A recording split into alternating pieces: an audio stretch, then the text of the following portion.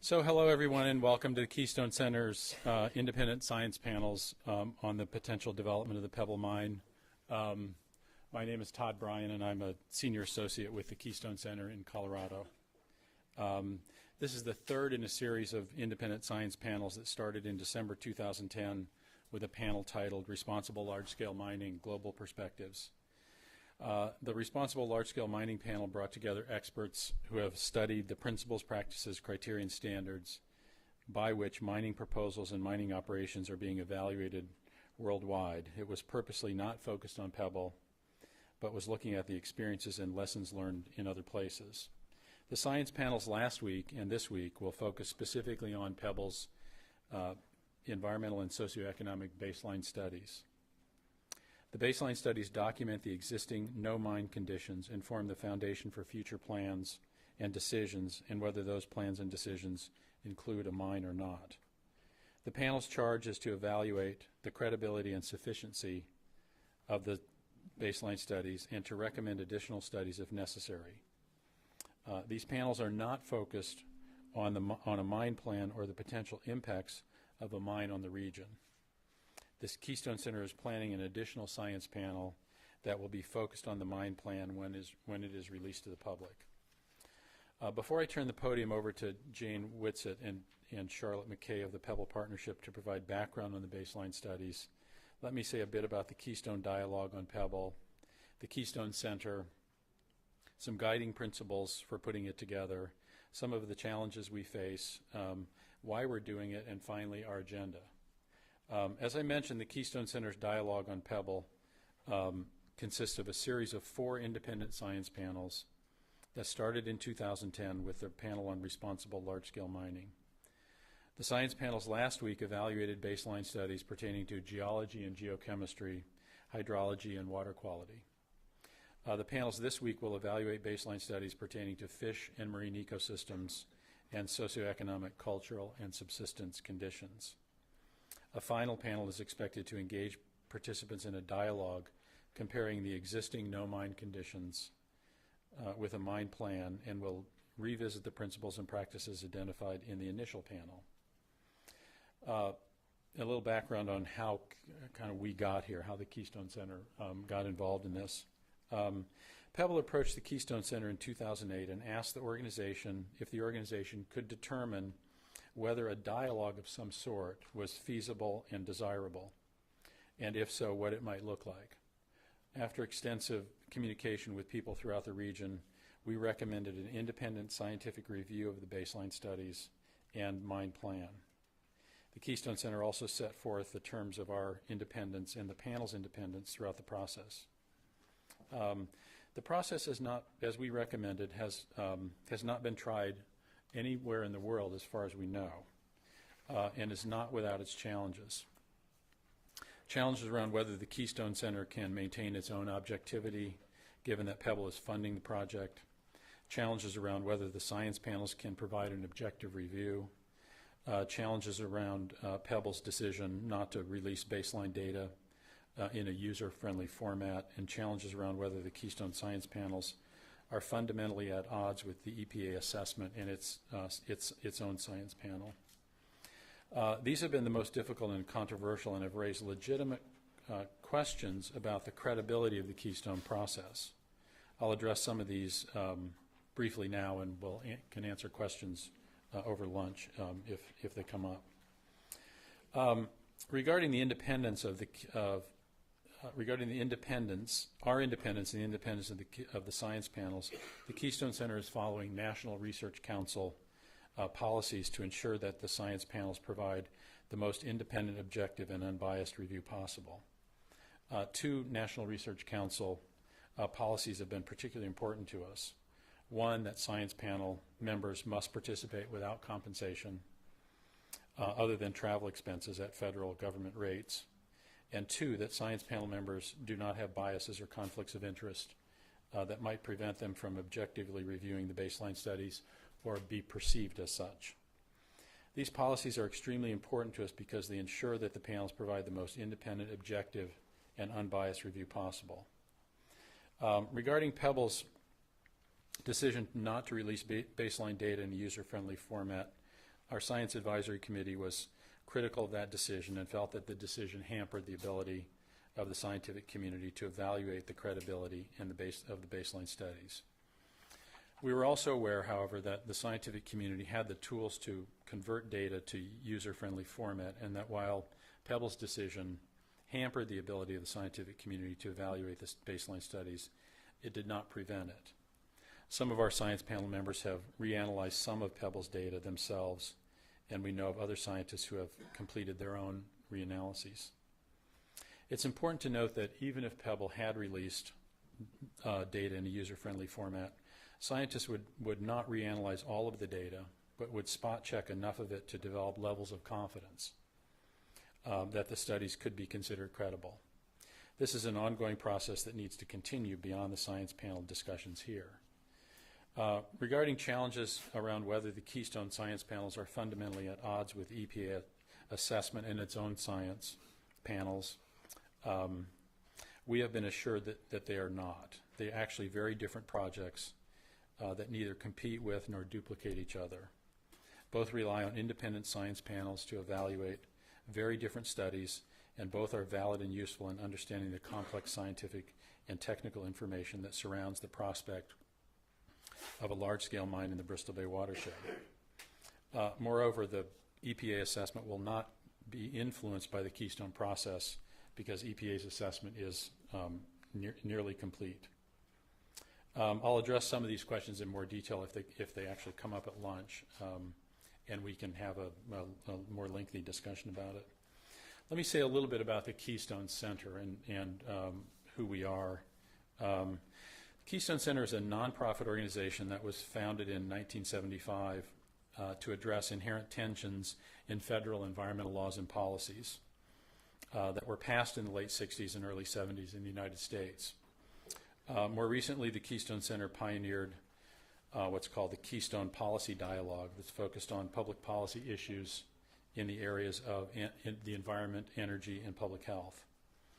The organization is headquartered in Keystone, Colorado, and has offices in Washington, D.C., as well as satellite offices in Denver, Boston, and Santa Fe. So I want to say a little bit more about the Keystone Center because right after the meeting last week, someone approached me and they said,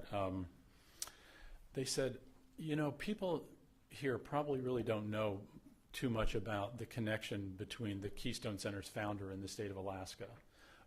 This is Bob Craig, who founded the Keystone Center in 1975. Bob's currently in his late 80s, but when he was in his mid-20s, early 20s, he was part of the climbing team that did the first ascent of Devil's Thumb on the Canadian-Alaska border, and did a lot of first ascents, several first ascents in Alaska in the 1940s. This one is in 1946. Bob was also part of the team that summited Mount McKinley, or Denali, in 1947 with Barbara and Brad Washburn, and several other people that are apparently well known by a lot of people in the state of Alaska. So Bob is on that team. Barbara Washburn was the first female to summit Denali, and I think the 15th person in the history of the climbs. Bob was actually the 20th. This is the order of their summits. So, so Bob went on to an interesting and illustrious career. He was the executive director of the Aspen Institute for 11 years, and then founded the Keystone Center, as I mentioned, in 1975, with this vision of trying to find this kind of common ground between economic development and environmental protection, and this inherent tension that's contained in most federal laws and environmental laws and policies. So I bring that up partly because of this long connection to Alaska and concern for the state, but also I think it it addresses a little bit of why the Keystone Center is doing this. And we've been asked on several occasions why the Keystone Center would put our reputation at risk by putting together independent science panels that are funded by a large multinational corporation. And I should say that most of our clients are actually government agencies that are trying to balance these tensions in federal laws and policies. The Keystone Center is a mission-driven organization that strongly believes that in order for science to be trusted by all sides, it must be evaluated through credible, objective, and transparent processes. Science is not at its best in adversarial processes where it is guarded, used strategically to support values, beliefs, or political positions, or turned into a popularity contest. Science is best when it is done in an objective and transparent environment of shared learning and interaction. Unfortunately, regulatory processes force science into adversarial and polarized camps on all sides. We then have trouble separating the science from the entities advocating the science and can all too easily dismiss it. Given the opportunity to improve the way science is used in a controversial decision-making process of this importance, why would we not take on this challenge? For us, the true test of the validity of the science panel process is whether the independent scientists who are donating dozens of hours of their time to review thousands of pages of material feel that they are compromising their integrity, their reputations, and the reputations of their institutions, and whether our science advisors who have donated hundreds of hours over the last 3 years to help us develop the process feel that they are compromising their integrity, their reputations, and the reputations of their institutions.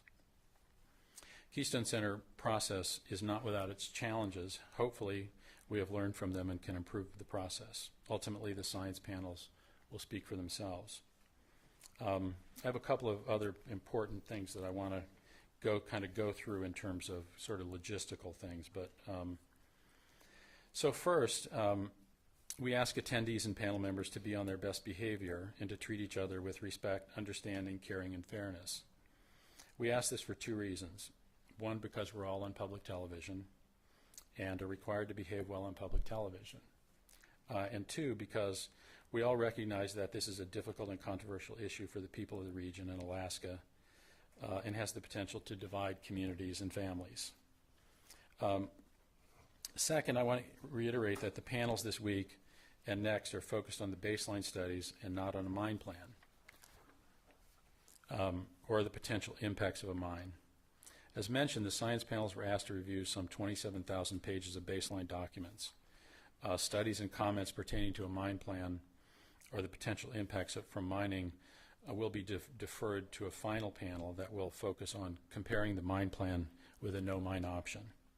We acknowledge the desire to have this discussion and are committed to such a panel. Three, there are gaps in some of our panels where we could not find qualified experts who were available and had the time to voluntarily pore over the sheer volume of material contained in the baseline chapters. Gaps occur in the areas of wildlife and habitat, endangered species, wetlands and vegetation, and traditional knowledge. We are hopeful that we can convene an additional science panel that will evaluate these studies. Fourth, the Keystone staff and Science Advisory Committee chose to eliminate some baseline study chapters from the review process so that we could devote more time to the chapters we knew held more interest to stakeholders. We therefore eliminated chapters on noise, visual resources, power, transportation, and land use. It seemed that that information was fairly straightforward. I'd like to go through a couple more slides. I'm sure Bob would not have appreciated if I'd kept that up there that long. I want to say a little bit more about the National Research Council policy that we're following, and particularly the policy on bias, because this has been somewhat of an issue that's come up more recently. As I said, the National Research Council has policies on compensation, on bias, on conflict of interest. This is the policy on bias, and the part that's underlined, I think, is the critical part of what we really looked at in how we evaluated panel members' qualifications to serve on the panel, in addition to their expertise. So,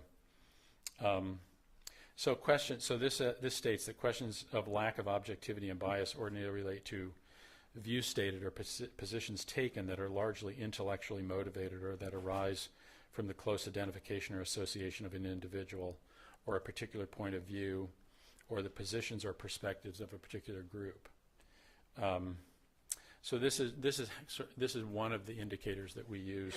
There actually is the policy further states that the potential sources of bias are not necessarily disqualifying for purposes of committee service.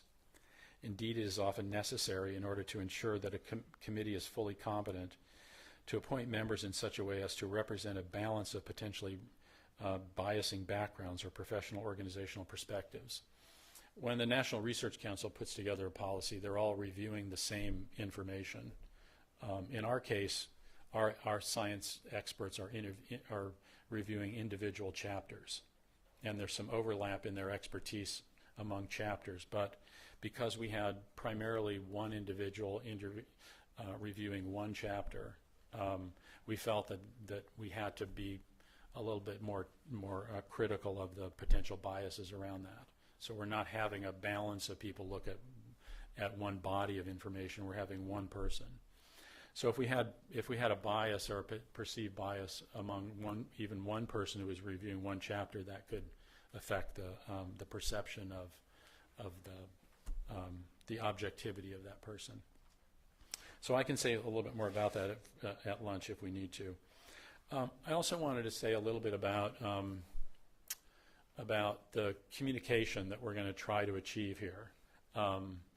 What we found, and we found this particularly last week, even though we talked about it quite a bit, is that scientists a lot of times speak in ways that are not very accessible to the public. And so those of you who sat through this last week, I think experienced this in a big way around geology, geochemistry, hydrology, and water quality. We don't think it's going to be as much of a problem when we talk about fisheries, because you're all very comfortable, I think, with that language. But we still want to be aware that we want the science panel members, we want the consultants to really speak to a broader audience. And so what we'll try to do is we may find that we interrupt you and say, can you explain what that means? And that was, I think, somewhat helpful last week. So I apologize for those people who experienced a lot of this last week. So the other thing is, I've had this slide for 30 years and I've never had a chance to show it. So this is my chance. I also wanted to say just a little bit about the kinds of questions that we have asked our panel members to consider as they go through the baseline studies. And we haven't given them, we're not going to actually go down this list. But these are the kinds of questions that our science panel has used to evaluate the studies. So is the methodology sound? Are there other ways of approaching the study that could produce better results? Is there enough methodological information to duplicate the study? Is the study objective? Were you able to reanalyze existing data to develop confidence in what was presented? And not all the chapters have that kind of data, but some did. Is there research that may not have been considered? Are there gaps or discrepancies in the study that could be addressed? And do you have confidence in the study? If not, why? And does the study adequately characterize the baseline conditions? And we're asking this of each of the chapters. This is not the overall EBD, environmental baseline document, but it's the way we're sort of looking at each of the chapters. Let me see what my next slide is. Okay, I'll come back to that. Okay, I want to say a couple of other just brief comments.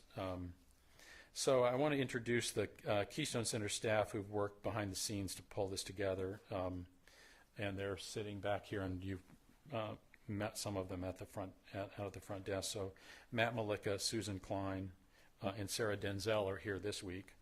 I want to thank 360 North for web streaming the panels to locations throughout Alaska, and to Dr. Leanne Monk from the Geology Department for being our on-campus sponsor. We really want to thank the department, Dean Stephen Rollins from the Consortium Library for providing this amazing space for us to use. And I also wanted to introduce you to our independent science advisory committee, who volunteered their services for the past 3 years to help us put this together. So Dr. Milo Atkinson is right over here, and many of you know Milo. He's an associate professor at the Juneau Center, School of Fisheries and Ocean Scientists at the University of Alaska Fairbanks. Elizabeth Andrews is not here with us. Elizabeth is the former director of the Division of Subsistence for Alaska Department of Fish and Game. And Elizabeth now works for FEMA and is working on disaster duty on the floods for a couple of months. So she was called away from our panel duty. Dr. Kirk Nordstrom is back here. Kirk is a senior hydrogeochemist with the U.S. Geological Survey, and Kirk was one of the moderators on our panel last week. Dr. Philip Verplank is not, he's out in the hallway working. Philip is a research geologist with the U.S. Geological Survey Mineral Resources team in Denver, and Philip was also a panel member or a panel moderator from last week. And Dr. Rod Eggert, who's back here. And Rod is a professor and director of the Division of Economics and Business at the Colorado School of Mines, where he's taught since 1976. And Rod helped us put together the first panel 2 years ago and will be heavily involved in putting together the final panel. So I wanted to say one more thing about the agenda. I'll kind of walk you through the agenda really quickly. So basically we have, I'm going to run through the day, and this will give you a sense of how we've structured the agenda. So the agenda is really divided into sessions, and the sessions are focused around a common theme or one chapter or several chapters. In today's discussions, the whole day is around chapter 15 of the baseline study. So we've kind of broken it down into each session into 3 parts. The first part is presentations by Pebble consultants on the topic. I have also listed their background presentations, and it says these will not be shown. These are actually the consultants' presentations from the agency meetings back in January. So this is background information. We're not actually going to show them, but the presentations will resemble those. We'll have a break right after the presentations, and then we have about an hour for the science panel members to discuss and comment and critique and review the chapters and the presentations. And we'll have the panel members come up here along with the Pebble consultants. And then in this case, we'll at that point break for lunch unless we happen to wrap that up quickly.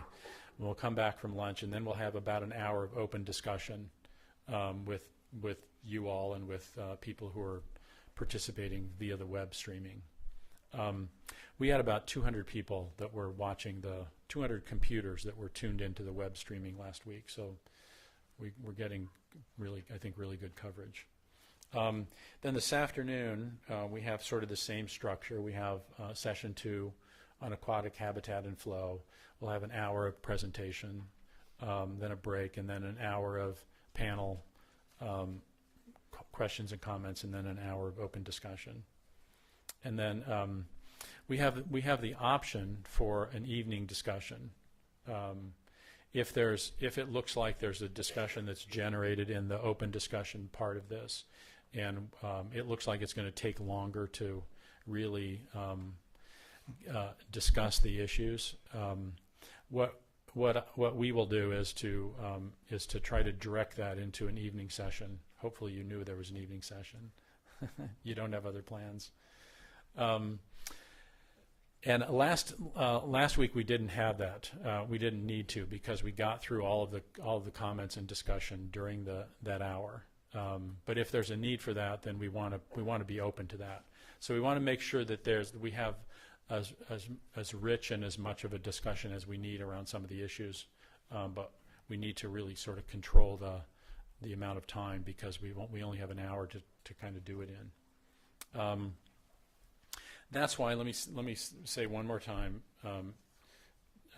just as a reminder, that's why it's really helpful if the discussion is focused around the baseline studies and around the credibility and sufficiency of the baseline studies and the questions that I referred to earlier, and not around a mine plan or specific mining impacts.